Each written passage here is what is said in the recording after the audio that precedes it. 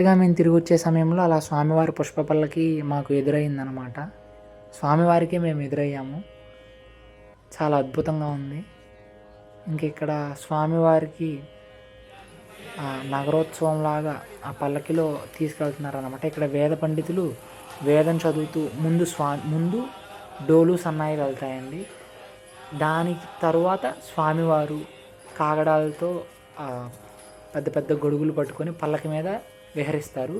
వారి వెనక ఇలా ఎంతోమంది వేద పండితులు వేదం చదువుతూ స్వామివారి వెనకాల వెళ్తారండి. ఆహా, అద్భుతంగా ఉందండి. అసలు మాటలతో చెప్పలేనండి. నా మనసుకి అయితే అసలు నేను ఇక్కడ ఉండిపోవాలి, ఈ కాంచీపురంలో ఈ వరదరాజపురం స్వామివారి దేవాలయం ముందు కనుక పుడితే ఎంత బాగుండురా బాబు అని అనుకున్నాను. అంత బాగుందండి. ఇక్కడ చూడండి, ఈ ముసలావిడ దాదాపు ఆమెకి 70 ఏళ్ళు ఉంటాయి. ఇలా స్వామివారు వస్తుంటే ఈ వీధిలో ఉన్న వాళ్ళంతా నీళ్ళు చల్లి కల్లాపు చల్లి ముగ్గు వేసి ఇలా స్వామివారికి హారతి ఇవ్వడానికి ఎదురు చూస్తూ ఇలా సాష్టాంగ నమస్కారాలు పెడుతూ అసలు ఎంత భక్తి అండి బాబు. అసలు వీరి జీవితాలండి బాబు.